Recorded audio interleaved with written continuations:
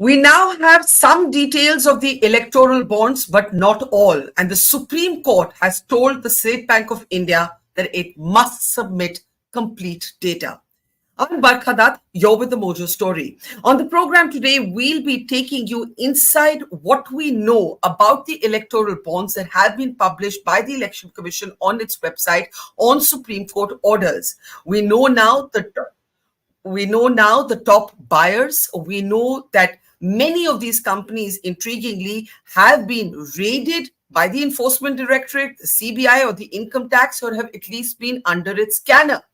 We know now the party with the maximum amount of funds channeled towards it, the BJP, but the number two party may surprise you, the Trinamool Congress, now taking a position ahead of the Congress party. But what we still do not have is the unique ID numbers. And today, an angry bench led by the Chief Justice Chandrachud, said that they would not accept this incomplete data. It went against their original order, and they have mandated the State Bank of India to hand over these numbers so that these numbers can be added to what already exists in the public domain.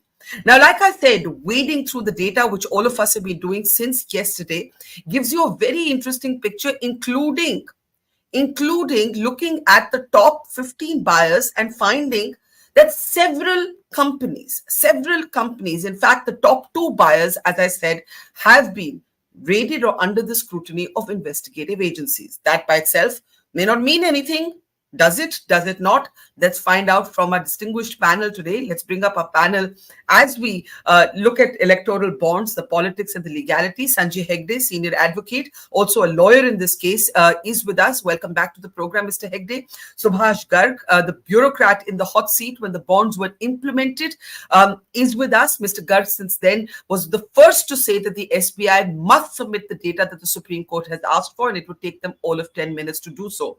General Verma is with us. General Verma is with the Association of Democratic Reforms. They're one of the petitioners in this case, one of the early fighters at the front line of battle for transparency. And Mohandas, who's of course a well-known industrialist and analyst, is with us. Mr. Pai has been a supporter of the bonds, calling them perhaps the least detrimental way to politically fund, not without problems, but with fewer problems in his opinion compared to other options. Let's get started straight away. I'll start with you, Mr. Garg.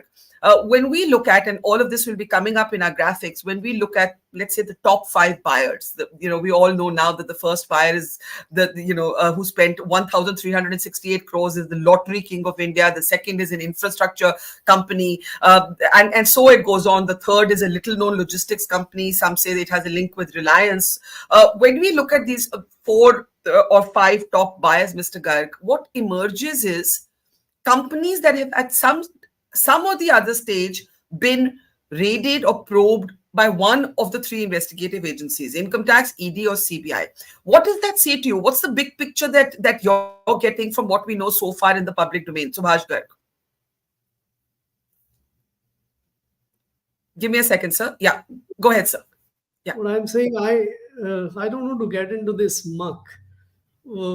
Because we must always believe, and we believed it when the whole scheme was designed, that the businesses exist in the country and there is always some quid pro quo between the business and the political donations. All that it reflects is that there was quid pro quo. It can be in any form. It can be to avoid the anger of the ruling party at the state level or at the center, or to seek some favors and all. I don't think that will lead us anywhere. The bond scheme, before the bond scheme came, also the donations were made. It's not that the donations were not made at that time, but they were made in a different form, in underhand cash or in some other forms. All that bond scheme changed was that the donation was made in a much more transparent way, in an accounted way, by keeping that expenditure in the accounts of the bank. But who was it transparent to, sir? Who was it transparent to? Because the people didn't know at large, right? Who was it transparent to? It was not meant to be transparent to the people. let us be frank about it. The whole reason why the scheme was designed was to bring transparency vis-a-vis the company as it spends and vis-a-vis the political party as it receives, so that both can spend out of the legitimate company funds as well as spend out of the received legitimate electoral donations. It was not to do anything with the quid pro quo or the reasons for this. And therefore, I know in times to come, this will occupy a lot of attention of so many people. People will try, and let them do. I have no problems with that. But that was not the aim of the scheme. And by the way, the situation as it exists today, the core objective of the scheme, that you should not be able to establish connection between the donor and the political party, still stands protected. You have the details of the donors and you have the details of the political parties, but you don't have the details of who donated to whom. And despite the direction passed today, I can tell you this will not be established even tomorrow. And why are you so confident? Why are you so confident of that? It's very simple. See, the scheme had no number, no identifier whatsoever. The number which is now being talked about, that alphanumeric number, was a security feature embedded in the bond for ensuring that no one fakes the bond. This number was non-existent as far as the entire scheme was concerned. This was not noted anywhere. This was not recorded anywhere. And this is so if there is no record of who bought what number of the electoral bond and who deposited what number of the electoral bond, then how can you connect? SBI may at most come back to the court to say that, yes, if you want a list of the number embedded in the 22,000 odd bonds which have been deposited, we'll supply the numbers. We will cull it out from by seeing that alphanumeric number in invisible light and give you a list. But if that list is given, what does it tell? Who bought that bond and who supplied that? Who deposited that bond? Okay. So you believe, although you felt very strongly that the SBI should have complied immediately with the Supreme Court. No, you believe they have complied completely. The Chief Justice didn't say that. The Chief Justice said we want the ID numbers. Of course, this is today's direction. Yes. The direction as given earlier did not talk about the number, because number is not part of the scheme. Let me play out that clip. Let's look at what happened in court just for a moment. I think it'll clarify, because the lawyers for the petitioners argued that this was as per the original petition. Mr. Garg is saying it was original ruling rather of the Supreme Court. Take a look at the interaction in the Supreme Court today on the unique ID numbers. Because in our judgment, we had directed disclosure specifically of all details of the bonds, including the purchaser, the amount, and the date of purchase. They have not disclosed the bond numbers, because that had to be disclosed by the State Bank of India. Because if you see our judgment, Chip's judgment is quite clear on that. All details. So all details have to be furnished by the State Bank of India. I am for the government. And they had said in their own application that they have the bond numbers, etc. But they said that they were in two different silos. That's right. The SBI's application for extension was on the ground. SBI is not a party. They were here because they moved an application. Anyway, if they disclose the bond number, we have no problem with that. Okay, Mr. Garg, that's what happened in court. Now, you are saying even if these numbers come, we might be none the wiser in terms of knowing who gave how much to what. But before I open this up, very briefly, you said, I don't want to get into this muck. The fact is, you're right, quite right to say that all of these entities may well have earlier given by cash, under the table, over the table. We have no idea. But the fact is that the top buyer of electoral bonds in this country has been raided multiple times between 2019 and 23. And as recently as the 9th of March 2024, his son-in-law was raided in an illegal sand mining case. This is the chief underwriter of our elections. Mr. Garg, quickly, and then I want to open it up. Let's take a look meanwhile at Lottery Martin. Yes. Mr. Garg? Yes. Go ahead. No, I said I have nothing more to add. What does that mean? See, what I told you earlier, that companies do donate for different reasons. Whether the raids, if at all they took place, were in connection with some genuine offense or deficiency, or they were engineered for getting the donation, nothing can be said. So why get into this speculative kind of sort of conversation? So I don't want to actually get into this part. Okay, let me open this up. Let me open this up and see if the others are ready to get into it. General Verma, you have been a petitioner in the case. What stands out for you in what we know so far?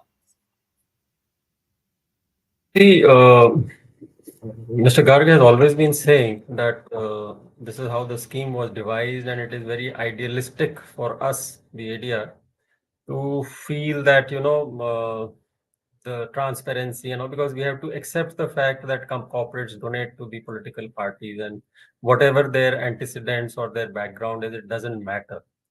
But it does matter, because you have to. And my second point is that before this scheme was introduced, the Reserve Bank of India, the Election Commission of India, everybody had warned against these type of things, which will come out slowly. People are already on the job. They are investigating the people who do this type of research, whether there were shell companies, whether the money was routed through some foreign countries, whether there are some front organizations in whose names the donations have been made. So all these things will come out. We are not getting involved in that. But coming to the point of the unique numbers and all, I do not know, really speaking, what if he's saying, if let's say the State Bank of India gives the unique numbers of and the date of a particular electoral bond being sold, and that particular electoral bond with the same number being encashed on a particular date by a particular political party. So even then, whether the matching would be, people would be able to do it, I don't know. But we have seen the type of, everybody is putting out the data. And we had been saying that like 96.8% of the current electoral bonds were purchased by the corporates. Only the balance 3% is by individuals. There are some individuals who are also there. And top 10 donors by themselves have, 37.4% of the entire donation has been made by these 10 people, 10 corporates only. So in terms of transparency, yes, it's definitely a good step. And the top 10 donors have more than 30% of the bonds. 37%, 37.4%. Yeah, which is a huge number. Yeah, and so what we are trying to say is that we have to come up with some better system. We cannot sort of just say fait accompli. Corporates have to donate money, they have to fund our elections, and the fact of quid pro quo, etc., it will take some time to be established, I suppose, but people are going to work on it. Right. So you have mentioned shell companies, front companies. I want to bring in Mohandas and Sanjay Hegde. Mohan, to you first. We've already been looking at companies like Quick Supply Private Limited. In fact, it should be coming up in our graphic soon. It's the number 3 buyer. Now, quite apart from the fact that, some people have pointed to a possible Reliance link because they are directors in common. What really strikes me about this is if you look at the profit and loss statement, and we pulled it out, it's quite easily available to everybody. In one particular financial year, this company has 22 crores profit, but it spends 235 crores on bonds. There's another company like this, which is in the top 10, which is Madanlal Private Limited. And if you look at Madanlal Private Limited, it's the number 10 buyer. It had 2.7 crores loss, and a few months later, it purchased 185 crores. So we've done some of this good research at our end, and it raises questions. Entities are spending money that they strictly don't have on these bonds. No, Barkha, please. When you buy a bond, your bank account gets debited. But the bank will not give you an overdraft to buy the bond. I'm sure Subhash ji will tell you that. So there has to be some cash coming into the bank account. Right. So you've got to find out from the balance sheet who has given that money, unless they have some revenues from which they earn profits. Now, if they have a loss, obviously it means that some cash has come in, somebody has given a loan or equity, and they paid out of that. That you can track by looking at the financial statements. Second, if you paid 200 crores and got a profit of 22 crores, the 22 crores is after debit of the 200 crores for the electoral bond, because 100% write-off for tax purposes. I'm sure a lot of good accountants will make analytics and come out with a lot of details. They'll go to the web page of the MCA, look at all the balance sheets, study. I think a lot more work to happen before people come to any conclusion. And I think that's some forensic that people have to do. I'm sure they'll do all the forensics. We're also trying, though we are no forensic accountants. But when you look at this trend, and you've seen it in our media, you've seen it in other media, that several of these companies, 4 of the top 5, have faced scrutiny from investigative agencies. What does that say to you? Some might say this proves, let's take our ED, IT, and CBI very seriously. Some might say this means dodgy money is funding our elections. I will not go that far, Barkha, because we need to have evidence. I'm sure that a lot of people will just shoot in the dark and make those allegations. I think we require proof. Like Subhash ji said, we should not speculate till there's some proof. Let them do a forensic. Let them try to connect it. Let them see what the problem is. And why will somebody pay 1,000 crores if the penalty is 50 crores? See, one of those companies, number 2, is a very, very large contracting company, which I think got a 1 lakh crore order or something. Mega Engineering, $14 billion irrigation project. But by the way, the CAG report said that the company was paid 5,000 crores in excess. I don't know who paid it. Telangana government paid it. I'm sure the government of India did not pay. Telangana government. You look at the BRS. The BRS government was accused of being hand in glove. I just said. I am saying. No, Barkha, TMC, the holier than though political party with the highest ethical standards in India. They got 2,000 crores. And look at all these companies who have given them all the names and all that. TMC. And that lottery company, where is that person living? I think in Tamil Nadu, right? He's in Tamil Nadu. Where does he make money? From Sikkim and other places, right? And I don't know what the ED charges are against him. I'm sure some lawyers will find out based on charges. And why they bought bond for 1,400 crores? To whom they paid? Have they paid out to any political party in Delhi? They paid out to the local party. Whose money of that? Is it a conversion racket? Because suppose you have a lottery company, it can be a scheme for converting cash into check, right? Because you can show lottery sales of all kind of numbers, and the numbers will not win anything. So I'm sure for the next 1 week or 2 weeks, each one of the top 5 will be investigated. People will go beyond details, but it busts the myth.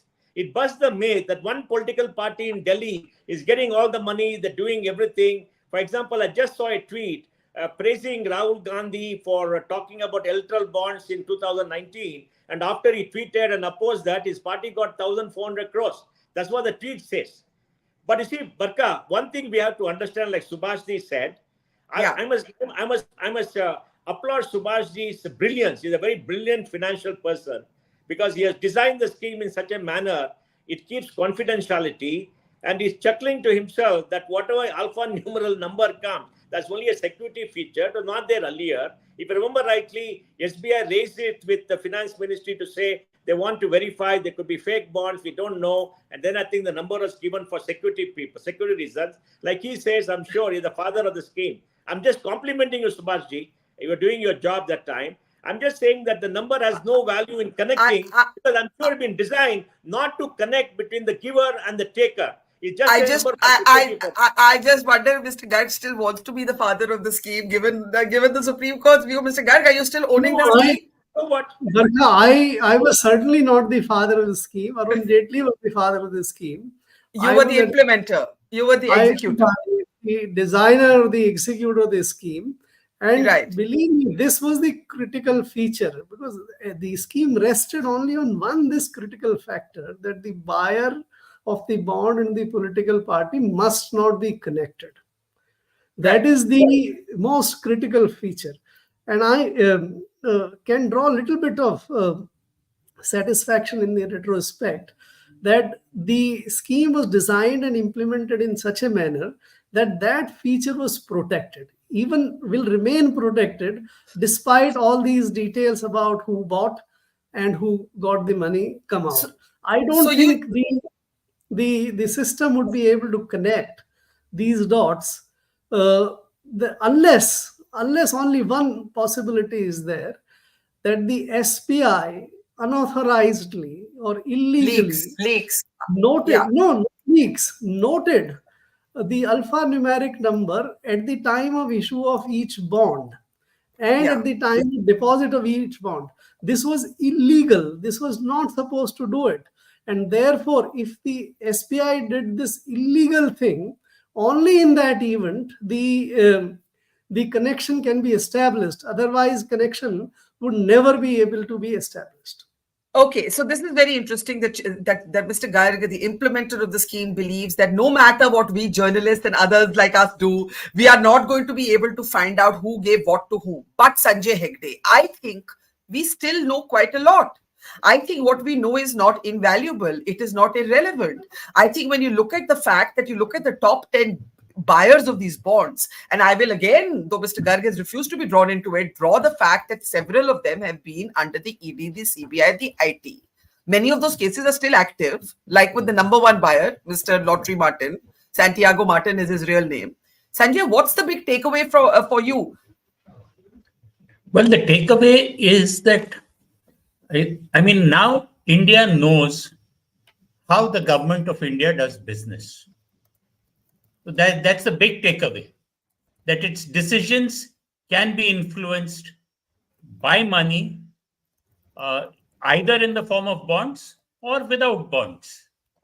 So here is though Mr. Garg says that he has designed the scheme in a way that anonymity is protected, what the bonds have done is to ensure that there is now data to show that who bought the bonds. There is data to show who cashed the bonds, when those bonds were issued, when those bonds were cashed, and what happened to those to the buyers, either slightly before buying the bonds or immediately thereafter. So there will be enough. What shall we say? It will be much more than coincidence, but causality might have to be proved. So that's one part, and then the other part of this unique identity number and security feature and all that. I just was wondering whether Mr. Garg would enlighten us more. Was it a kind of arbitrary number, and that each series of bonds had the same number? It could be a security feature that bonds issued in the month of June 2019 all had a number AAX something, so that a banker who encashed it within 15 days knew that that was the number. Okay, then this is a legitimate bond. Or was it that each individual bond had a security feature number? And that's what I think Mr. Garg was indicating, that if at the time that the bond was issued, if the State Bank had noted the number of the bond, I sold this bond with this security feature number to Mr. X. Yeah. Then later on, that data, if there is a diary or a computer file somewhere, that data could possibly be matched against the data when the bond was encashed, because the same security feature number will be available at the encashing stage. So Yeah. how unique was that unique number? That's the real question. I'll put that to Mr. Garg, but I want to get a last comment from General Verma because he's got to leave a bit early. He's a man much in demand today. All of you are, because you're all connected to the case, and three of you are connected to the case in one way or the other. General Verma, what are you hoping is the end result of what we get to know? Mr. Garg seems confident that we'll never be able to join the dots, as it were. What are you hoping will happen when more data comes, when the number comes? Yes, some of us will keep chipping away. We'll keep trying to see who gave what to whom. We already know quite a lot of information. We already know a Madan Lal Private Limited, number 10 on the buyers list, is in loss. It's in loss, but it's still spending, 183 or 185 crores buying bonds. What does this tell you about the way our politics is funded? And again, I don't think, as they say in Hindi, his hamam mein sab nange hain. Business feels compelled to give money to the powerful. Whoever's the winning horse, business gives money to that, irrespective of parties. General Verma. At least the public will get to know. The entire truth may not be able to be seen, as Mr. Garg is saying, but at least the transparency and the right to information has been upheld, and more people will get to know how the funding goes on and what methods can be involved to improve the funding situation. And the last thing I want to say is that ADR is in the 25th year now, and this is the second landmark judgment under an NDA government. And when the ADR started, it was again a landmark judgment under the NDA government, which opposed the publication of criminal and other data of the political parties. So, so much for transparency and this thing. Thank you. Or you could say NDA is your lucky mascot. Could be argued both ways on a lighter note. But thank you, General Verma. Let me bring in Mohandas Pai, who was shaking his head in disagreement. Mohan? Barkha, I feel really sad that people who claim to fight for democracy, transparency, demolish the transparency, however small it could be, in the name of democracy. And how are we better off today? We're not better off, we are worse off. At least accounted money was coming in. We knew it's debited to a bank. It went to the bank account of the political party. Political party filed a return. People knew how much money had come in. They had some inkling. Now all cash will come. You destroy transparency. What are you going to achieve? And what has Supreme Court achieved by saying under Article 19, right to information, all kind of noble stuff, we will do transparency. Are we better off as people? No, we are worse off. Now, drug money, goon money will come, will go back to status quo ante. They will still buy politicians, still buy things paying cash. Now, you can see all political parties who spoke about transparency and said, we don't do this. TMC has done it. DMK has done it. Congress has done it. Everybody has taken, because people need money. The fact of the matter is, democracy requires a lot of money in electoral politics. We have to bring clean money in. This is the best scheme devised in the last 75 years, where there was transparency at least up to 50%. Does it not bother you, Mohan? No. Does it not? I have a question. Does it not bother you, Madan Lal Private Limited, number 10 company? Look at its losses. 2.07 crore loss is pending 183 crores. It is a loss. Quick Supply Private Limited has a profit of 22 crores and is spending 235 crores in the same year buying bonds. Does this not bother you, Mohan? No, Barkha, because please remember one thing, Barkha. If you have business, you have a lot of companies which are, local shell companies, or companies which are small subsidiaries. You use them for donating, use them for other purposes, and they all file returns. The taxman can look at it. It's perfectly legal to have revenues of 200 crores, donate 201 crores because it's privately owned.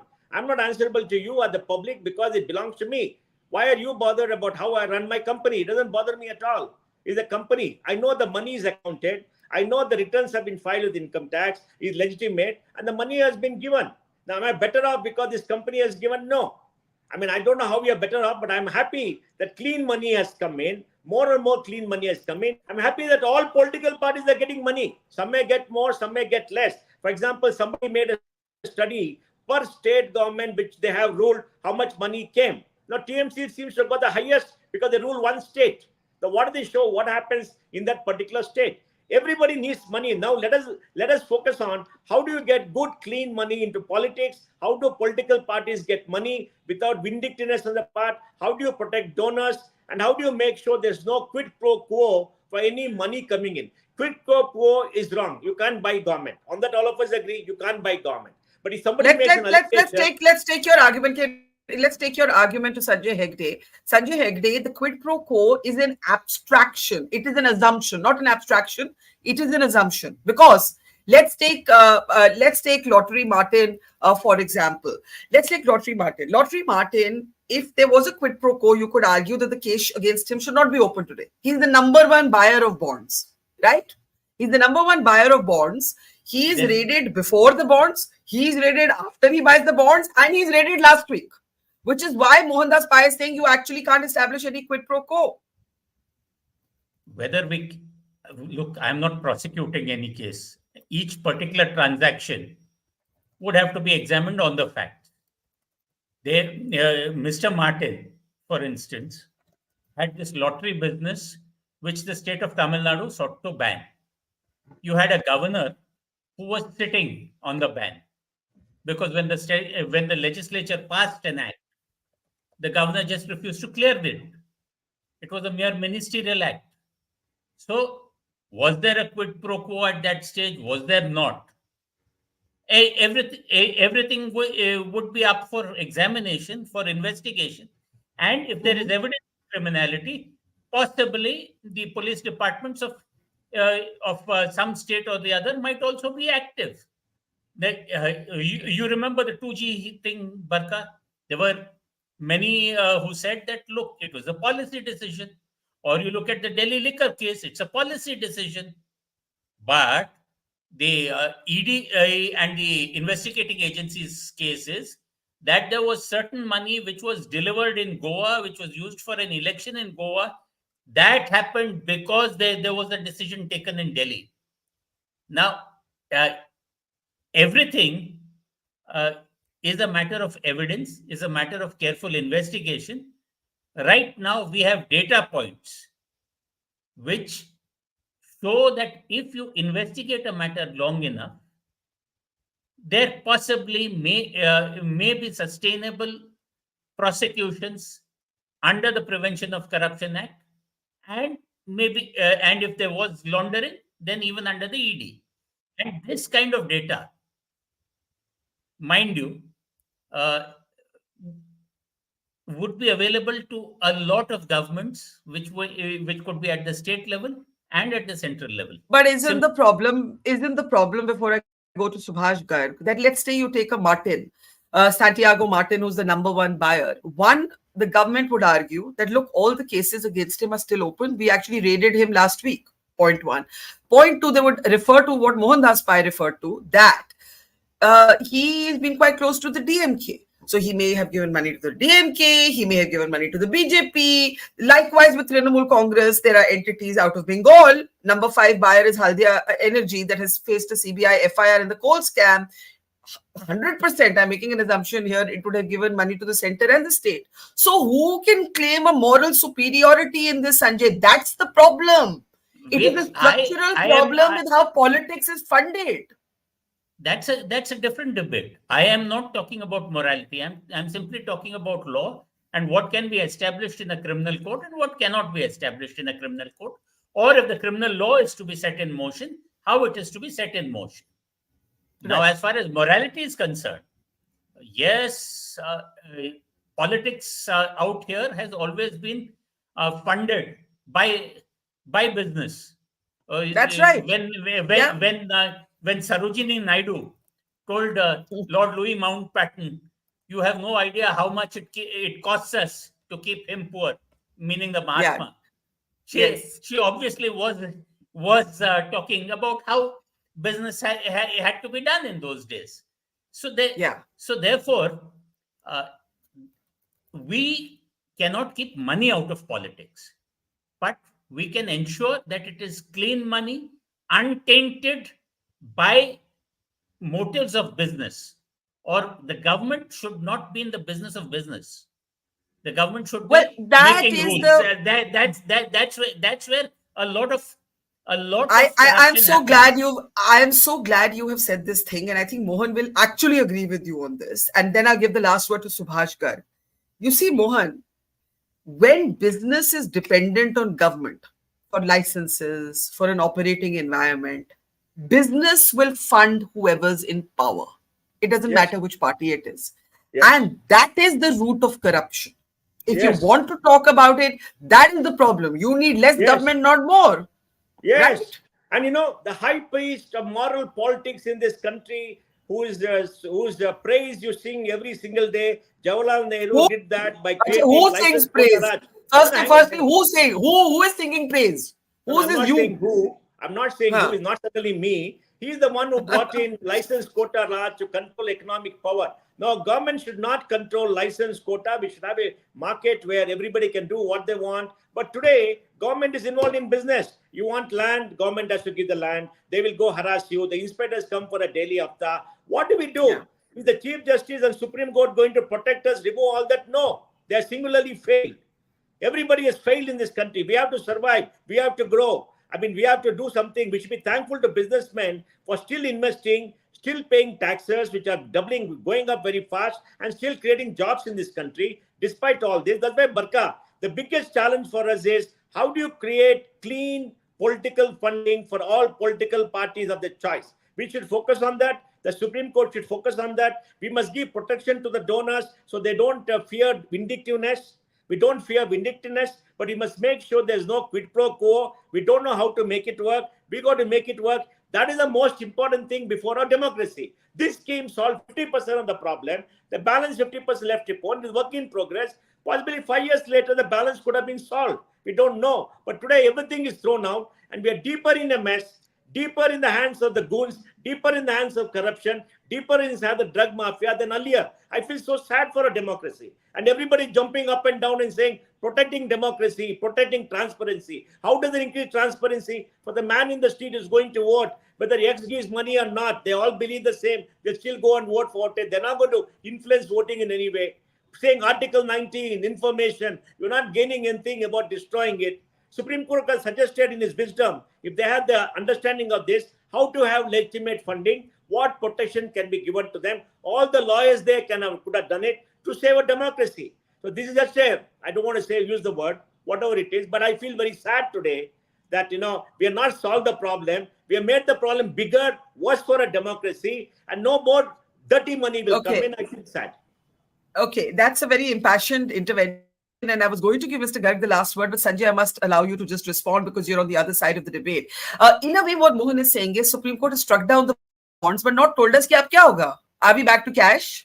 What is going to happen now? Like basically, all of these characters who have been raided, probed, investigated, they're not going to stop funding politics. They're still going to. Their dodgy money, if their money is dodgy, that's the point Subhash Garg is making. It's going to come in anyway. It's just going to come in through a different rasta. 2000 years ago, a gentleman called Curio said, a fish will drink water. So anybody in politics will be taking money, because money is both a measure of power and it's a store of power. Politicians store money so that they can use it when they're out of power also. As far as the Supreme Court's job is concerned, the Supreme Court's job is not to prescribe. The Supreme Court checks for constitutionality. The Supreme Court checks for legitimacy. This kind of proposal, and which worked for about 5 years, it didn't stand the test. The government is free. Whoever is in power is free. Why doesn't the nation ask the government that, look, why should we not have government funding of all electoral expenses? Because there won't be enough money, given how much elections cost. Why not? It may still be cheaper than going to Mr. Mohandas Pai's drug money and this money.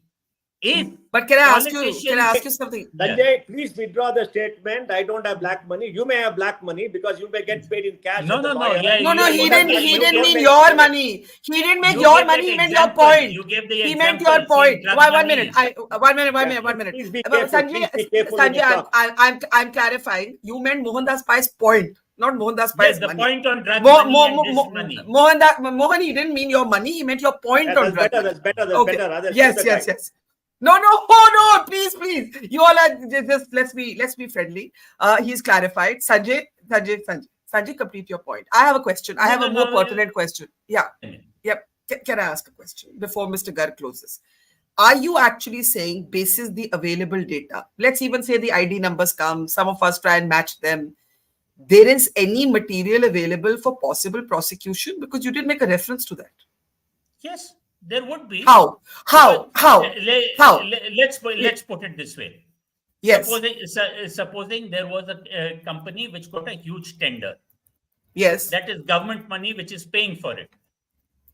Shortly before that tender is actually awarded, if you also show that the party in governance and in power took electoral bonds from that same company, there would be enough to possibly link up under the Prevention of Corruption Act itself, where even if you take a decision without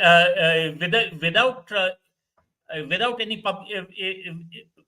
without any benefit to the public, then it still is prosecutable. So you're saying that we might see a slew of litigations now in court against several entities? That is a consummation devoutly to be wished for, as far as Chalo, at least we can have a chuckle over that. Subhash Garg, let's give you the last word. I think the ID numbers will come. The court has asked for them. You are reasonably confident that it's still going to be alphabet soup. We may not know much more than what we know right now.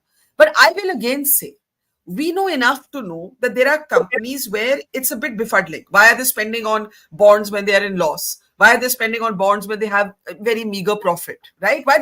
Why are they doing it? There will be a suggestion that some of these could be shell companies. These are all liable for prosecution, even based on the material we already have. See, Barkha, none of these questions disclose any criminality. You have to go after any criminality which they have done, right? This can be used as a corroborative evidence. Mr. Hegde would know better if there was any proceeds of money laundering involved in these bonds. That is why the scheme provided that if there is any criminality, the court can ask for the evidence relating to electoral bond. What has been said here today, I was listening very carefully, that so much information has come. That information has come thanks to the scheme, because it was bring that transparency. If you had no such a scheme, how do you know the top 3 or 4 had also donated? That's a good point. That's a good point. Earlier, and how much these guys will donate in times to come. You remember in one of the earlier shows, I had said this is triumph of idealism over pragmatism. And this is an empty idealism. Unfortunately, that's the fact. You kill the improvement with this. Where are you landed today? What is going to happen in the election, which is on our heads now? How would it be funded? All talks about whether the government can fund the elections are all very, very vacuous. What do you think Mr. Pai has a brief interjection before you close. Barkha, tell me, earlier people used to give money to all political parties, something more, something less, just to buy peace. Now, if they have to pay in cash all the goon money, they'll give to the favorite party. All these parties which are fighting, say we are ethical, they'll not get any money. It'll be advantage incumbent. So we turn the whole argument topsy-turvy. See, let us understand one thing. Like Subhash said, I agree with him totally. These do-gooders have destroyed a system which was much better than earlier, cleaner than earlier. By doing all this, which they're entitled to, the court has taken a very activist stand, very narrow stand, has not gone into what is the impact on the public, which they're supposed to take, I think. While they interpret the law, they also got to see the benefit for the public. They cannot be narrow into, because they do PILs. PILs is beyond the law implementation. They should have seen this and worked out something. Now, in the zeal to be moralistic, to sound constitutional expert, to say we're protecting everybody's rights, they destroyed the entire funding, open, transparent funding for a democracy and a democracy. Okay, let's go through it. Sanjay Hegde, to Mohan and Subhash Garg's point, and I think the last point was very interesting. 1 minute, Mr. Garg, that when you said that without the bonds, we would not know Lottery Martin, we would not know Mega Engineering. If these bonds didn't exist, these entities would have possibly given this money in cash. They could have given it by check. But the bonds, it's because of the bonds that we know this. What do you say to that? Sorry, Mr. Garg, to interject, but then I'll give you the closing word after Sanjay's intervention. Sanjay? Well, if they paid cash and if they got caught, see, right now what has happened? They paid in bonds and they've got caught. The 11th commandment has always been the same: thou shalt not get caught. Right? So this time they've got caught because of the bonds. Well, we can argue this both ways. Mr. Garg, I give you the closing word. Go ahead, complete your point. No, what I was saying that the fact that these information is getting available is good enough. Contribution of and some of the points made regarding how if you are incurring losses, you are paying so much of donations. If your profits are so less, these are also not the real criminality. There is nothing criminality involved. The act was amended that loss-making companies can also make donation.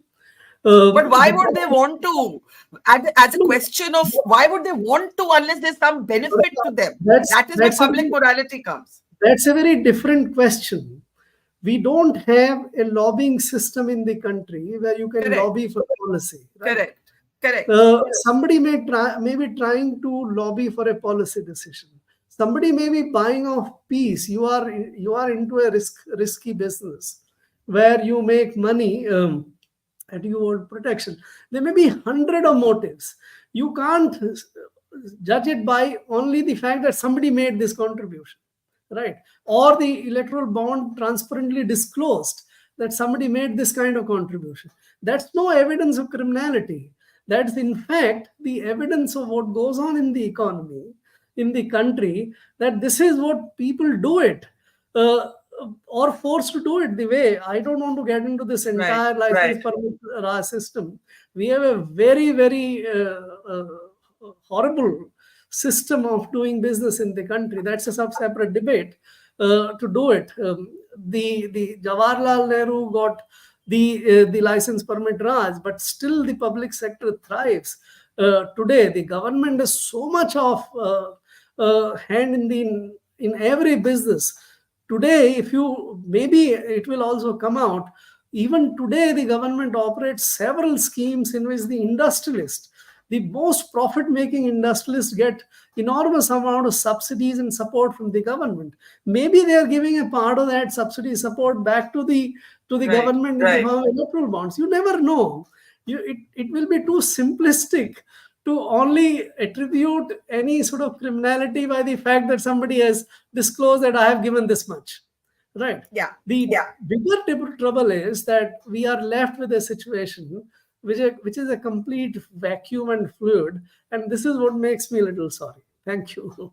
Well, I will close with one thing that I think we can all agree on, irrespective of which side of the debate you're on electoral bonds. There's too much government in business. If there was less government, and that's any party, I'm not saying this, I think, Mohan, you and I can agree on that. Even Sanjay will agree on that. Every time business needs this much dependence on government or fear of government to operate, they will feel compelled to fund politics. They will feel compelled to fund the powerful. And that is the root of the corporate political nexus. We leave it there. There's going to be a lot that's going to come out in the next few days. Mr. Garg thinks nothing more, much more is going to come out. And that we should say thank you to the bonds for it, even knowing the name of Santiago Martin. I had to Google him yesterday. I think a lot of people had to Google him. Thank you very much, gentlemen. Sanjay Hegde, Mohandas, Subhash Chandra Garg, and earlier to General Verma. And to our audience, thank you as ever. See you soon.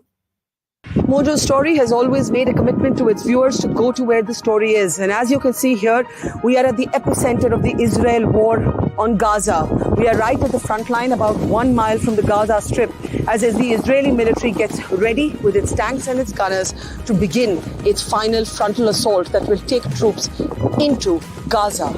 As we said, we are not like other organizations. We believe in giving you all sides of a story objectively and as much as possible from the ground. And that's exactly what we're doing here, covering the biggest global story today from the epicenter of the war zone.